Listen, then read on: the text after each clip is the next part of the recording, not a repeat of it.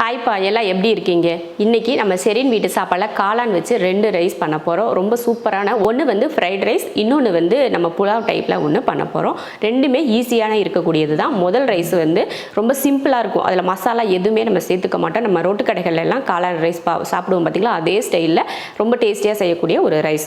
முதல்ல அதுக்கு நம்ம என்ன பண்ணணும் அப்படின்னு பார்த்திங்கன்னா, ரைஸ் வந்து வேக வச்சு எடுத்துக்கணும். பாசுமதி அரிசியில் செஞ்சால் தான் நமக்கு வந்து ரோட்டு கடைகளில் சாப்பிட்ற அதே டேஸ்ட்டை வந்து நமக்கு கிடைக்கும்.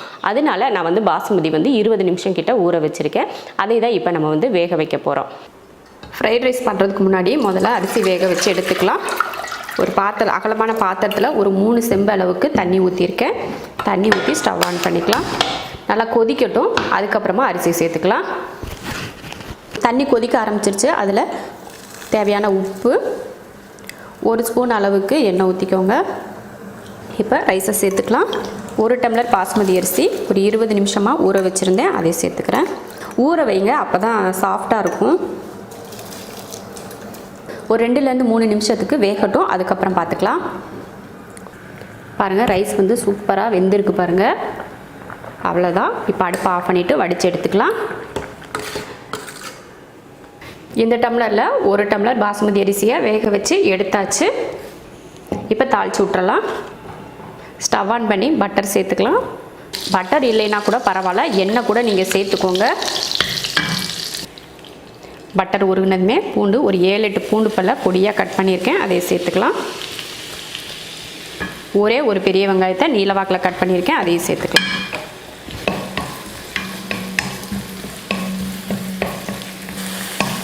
வெங்காயம் போட்டு இந்த அளவுக்கு வதங்கினதுக்கப்புறம் காளான் சேர்த்துக்கலாம். நான் வந்து 2 பாக்கெட் காளான் சேர்த்துக்கிறேன். தேவையான உப்பு கலந்து விட்டுறலாம். காளான் உப்பு போட்டு காளானை கலந்தாச்சு. ஒரு 2 நிமிஷத்துக்கு வேகட்டும். அப்போ இதில் இருக்க தண்ணியெல்லாம் விட்டு காளான் வேகும். அதுக்கப்புறமா நம்ம மற்றதெல்லாம் சேர்த்துக்கலாம். காளானும் வெங்காயமும் நல்லா வதங்கிருச்சு. அதில் 1/2 ஸ்பூன் அளவுக்கு மிளகுத்தூள், நம்ம கையில் ஒரு கைப்பிடி அளவுக்கு முட்டைக்கோசு, கொஞ்சம் கருவேப்பிலை. இதில் காரத்துக்கு நம்ம எதுவுமே சேர்த்துக்கல, மிளகுத்தூள் மட்டும்தான் காரத்துக்கு சேர்த்துருக்கேன். உங்களுக்கு காரத்துக்கு வேணும்னா இது கூட ஒரு பச்சை மிளகாய் வேணால் கூட சேர்த்துக்கலாம். மிளகாத்தூளெல்லாம் வேண்டாம், பச்சை மிளகாய் சேர்த்துக்கோங்க. அப்போ தான் இதோட கலர் வந்து மாறாமல் வெள்ளையாகவே இருக்கும். கோஸ் போட்டு இந்த மாதிரி லைட்டாக கலந்து விட்டால் போதும். வேக வச்ச ரைஸை சேர்த்துடலாம். ரைஸ்க்கு வந்து உப்பு போட்டு தான் ஃபஸ்ட்டே வேக வச்சுருக்கோம். கலந்து விட்டுட்டு பத்தலைனா மட்டும் உப்பு சேர்த்துக்கோங்க. இப்போ இதுக்கு மேலேயும் கொஞ்சம் மிளகுத்தூள், முதல்ல 1/2 ஸ்பூன் போட்டிருக்கோம், இப்போ ஒரு 1/2 ஸ்பூன், மொத்தத்துக்கு 1 ஸ்பூன் மிளகுத்தூள் சேர்த்துருக்கேன். இப்போ கலந்துடலாம். இதில் கொஞ்சம் மல்லித்தலையும் கருவேப்பிலையும் சேர்த்துக்கலாம். இதில் வந்து ஸ்ப்ரிங் ஆனியன் சேர்ப்பாங்க, நம்மக்கிட்ட அது இல்லையா, அதனால் மல்லித்தலையும் கருவேப்பிலையும் சேர்த்துக்கலாம். அவ்வளோதான், சூப்பராக காளான் ரைஸ் ரெடி ஆயிடுச்சு. கொஞ்சமாக உப்பு தூவிக்கலாம், லைட்டாக பத்தலை, கொஞ்சம் தூவிக்கலாம். அவ்வளோதான், தூவியாச்சு. தூவிட்டு கிளறிக்கலாம். காளான் வேக வைக்கிறப்பையும் உப்பு போட்டோம், ரைஸுக்கும் உப்பு போட்டோம், அதனால் பார்த்துட்டு சேர்த்துக்கோங்க. இப்போ அடுப்பை ஆஃப் பண்ணிடலாம். காரத்துக்கு உங்களுக்கு காரம் வேணும் அப்படின்னு நினச்சிங்கன்னா பச்சை மிளகாய் ஒன்று நம்ம வெங்காயம் போடுறப்பே நீங்கள் போட்டுக்கிட்டிங்கன்னா காரமாக இருக்கும். நான் வந்து பச்சை மிளகாய் சேர்க்கல, மிளகுத்தூளில் இருக்க காரம் மட்டும்தான் இது. இப்போ ஸ்டவ் ஆஃப் பண்ணியாச்சு. இப்போ பார்த்தீங்கன்னா நம்ம வந்து காளான் ரைஸ் வந்து செஞ்சு முடிச்சிட்டோம். ரொம்ப சூப்பராக இருக்கும். இந்த மாதிரி செஞ்சுக்கிட்டிங்கன்னா ரொம்ப டேஸ்டியாகவும் இருக்கும், அதே சமயம் உங்களுக்கு ஈஸியான வேலையுமா இருக்கும். இந்த டைம்லலாம் பார்த்தீங்கன்னா நம்ம வெளியெல்லாம் போயிட்டு ஃப்ரைட் ரைஸ் அது இதுன்னு சாப்பிட முடியாது. அந்த மாதிரி நேரத்தில் இந்த மாதிரி நம்ம வீட்டில் செஞ்சு சாப்பிட்டுக்கலாம். அடுத்து நம்ம பண்ண போகிறது ஒரு புலாவ் டைப்பில், அது கொஞ்சம் டிஃப்ரெண்ட்டாக இருக்கும். கலரும் பார்த்திங்கன்னா நல்லா க்ரீன் கலரில் இருக்கும். ரைஸ் வேக வைக்கிறது வந்து முன்னாடி நம்ம எப்படி வேக வச்சோமோ அதே போல் தான். இப்போ பார்த்தீங்கன்னா ரைஸ் வேக வச்சு ஆற வச்சு எடுத்து வச்சுருக்கோம். அதில் தான் இப்போ நம்ம வந்து புலாவ் பண்ண போகிறோம். புலாவ் பண்ணுறதுக்கு ஃபஸ்ட்டு நான் சாதத்தை வேக வச்சு எடுத்திருக்கேன். நீங்கள் எந்த அரிசியில் வேணாலும் இது போல் சாதம் பண்ணிக்கலாம், அது உங்கள் விருப்பத்தை பொறுத்து. இப்போ தாளிக்கலாம். சாதம் தாளிக்கிறதுக்கு ஒரு கடாய் வச்சுருக்கேன். எண்ணெய் ஊற்றிக்கலாம். எண்ணெய் காஞ்சிருச்சு. தாளிக்கிறதுக்கு வந்து 1/4 ஸ்பூன் ஜீரகம், 2 பட்டை, 3 கிராம்பு, 3 ஏலக்காய் எடுத்திருக்கேன், அதை சேர்த்துடலாம். அடுத்து 2 பிரிஞ்சி இலை, ஒரு பெரிய வெங்காயத்தை நீல வாக்கில் கட் பண்ணியிருக்கேன், அதையும் சேர்த்துடலாம்.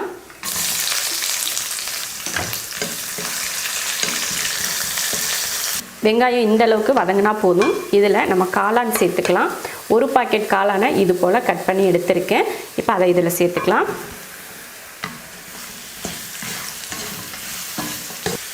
கொஞ்சம் உப்பு, லாஸ்ட்டில் கொஞ்சம் பத்தலைன்னா உப்பு சேர்த்துக்கலாம். இப்போ காளானில் பிடிக்கிறதுக்காக தான் லைட்டாக உப்பு சேர்த்துருக்கேன்.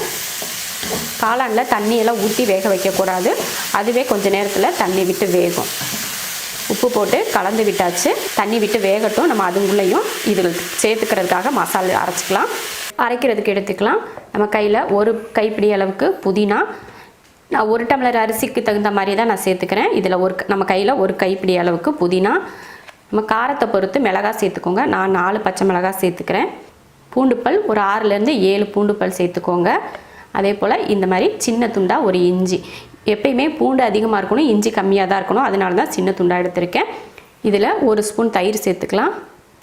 இப்போ இதை நல்லா வலுவலுப்பாக அரைச்சி எடுத்துடலாம். அரைச்சாச்சு, அவ்வளோதான். அடுத்து நம்ம காளான் ரெடி ஆயிடுச்சுன்னா இதை போட்டு கலந்துக்கலாம். பாருங்கள் காளானில் எவ்வளோ தண்ணி விட்டு வேகுதுன்னு, அதனால தான் சொன்னேன் தண்ணியெல்லாம் ஊற்றி வேக வைக்கக்கூடாது. இப்போ இந்த தண்ணியெல்லாம் வற்றி எண்ணெய் தெளிஞ்சு வரட்டும். அதுக்கப்புறமா நம்ம இப்போ அரைச்சோம் இல்லையா அந்த பேஸ்ட்டை சேர்த்துக்கலாம். பாருங்கள் காளானில் இருக்க தண்ணியெல்லாம் வற்றிருச்சு, எண்ணெய் தெளிஞ்சு வர ஆரம்பிச்சிருச்சு. காளானுக்கு வந்து எக்ஸ்ட்ரா நம்ம தண்ணி ஊற்றி வேக வைக்கவே தேவையில்லை. ஏன்னா அந்த தண்ணியிலேயே காளான் வெந்துடும். காளான் வந்து ரொம்ப சாஃப்டாக இருக்கும் இல்லையா, அதனால் சீக்கிரமே வெந்துடும். இப்போ நம்ம அரைச்சோம் இல்லையா அந்த பேஸ்ட்டை சேர்த்துடலாம். இந்த பேஸ்ட்டை போட்டு கலந்துடலாம். லைட்டாக மிக்ஸி ஜாரை கழுவி கொஞ்சமாக ஊற்றிக்கலாம். நிறைய மிக்ஸி ஜாரில் அந்த பேஸ்ட்டு ஒட்டி இருந்துச்சு, அதனால தான் லைட்டாக தண்ணி ஊற்றி அதை கலந்து இதில் சேர்த்துருக்கேன். ஒரு 2 நிமிஷம் இந்த மாதிரி நல்லா வதக்கி விட்டுட்டு அதுக்கப்புறமா நம்ம சாப்பாடு சேர்த்துக்கலாம். பேஸ்ட் போட்டதுக்கப்புறம் வதங்கியும் அப்பையும் கொஞ்சம் எண்ணெய் தெளிஞ்சு வர ஆரம்பிச்சிருச்சு பார்த்தீங்களா. இப்போ நம்ம இதில் சாதம் போட்டுக்கலாம். இதுக்கு வந்து சாதம் வந்து நம்ம நல்லா உதிரியாக வடித்து எடுத்துக்கோங்க. குலைவாக வடிச்சிங்கன்னா நல்லா இருக்காது, கொஞ்சம் உதிரியாக இருக்கிற மாதிரி வடித்து எடுத்துக்கோங்க. அடுப்பை இப்போ சிம்மில் வச்சுக்கிறேன். வச்சுட்டு லெமன் புழிஞ்சிக்கலாம். ஒரு அரை லெமனை புழிஞ்சிக்கோங்க. ஏன்னா நம்ம இதில் தக்காளியெல்லாம் எதுவுமே நம்ம சேர்க்கலை இல்லையா, அதனால் லெமன் புழிஞ்சிக்கிட்டிங்கன்னா நல்ல புளிப்பு கொஞ்சம் நல்லா இருக்கும். அதனால தான் கொஞ்சம் மல்லித்தலை இதை கலந்துடலாம். நம்ம முதல்ல வந்து காளானில் கொஞ்சமாக தான் உப்பு சேர்த்தோம், இப்போ பத்தாது இல்லையா, அதனால் உப்பு கொஞ்சம் சேர்த்துக்கலாம். சாதத்துக்கு உப்பு போட்டு வடிச்சிங்கன்னா இந்த மாதிரி உப்பெல்லாம் சேர்க்க தேவையில்லை, பார்த்துட்டு உப்பு சேர்த்துக்கோங்க. பத்தலைனா மட்டும் உப்பு சேருங்க, இல்லைன்னா வேண்டாம். உப்பு போட்டு கலந்தாச்சு. ஒரு 2 நிமிஷத்துக்கு மூடி வச்சுக்கலாம். 2 நிமிஷம் ஆச்சு. அது எதுக்காக 2 நிமிஷம் மூடி வச்சேன்னா அந்த பேஸ்ட்டோட நம்ம ரைஸ் வந்து நல்லா சூடாகி நல்லா கலக்கணும் இல்லையா, அதுக்காக தான். அவ்வளோதான், ரெடி ஆயிடுச்சு. இப்போ அடுப்பை ஆஃப் பண்ணிடலாம். சூப்பராக நம்ம புலாவ் ரெடி ஆயிடுச்சு. சூப்பராக இருக்குது, கலரே பார்க்குறதுக்கு அருமையாக இருக்குது. ரொம்ப டார்க் க்ரீனும் இல்லாமல் லைட்டாகவும் இல்லாமல் சூப்பராக இருக்குது பார்க்குறதுக்கு. அவ்வளோதான். இதுக்கு உங்களுக்கு சைடிஷ் வேணும்னா ஏதாவது வறுவல் பண்ணிக்கலாம், இல்லை முட்டை பண்ணிக்கலாம், இல்லைன்னா தயிர் பச்சடி மட்டும் கூட நீங்கள் வச்சுட்டு சாப்பிட்லாம். 2 விதமான காளான் ரெசிபி நீங்கள் பார்த்துருப்பீங்க. இதே மெத்தடில் உங்களுக்கு எது பிடிச்சிருக்கோ, அது எது ஈஸியாக தெரியுதோ அதை வந்து நீங்கள் பண்ணி சாப்பிடுங்க.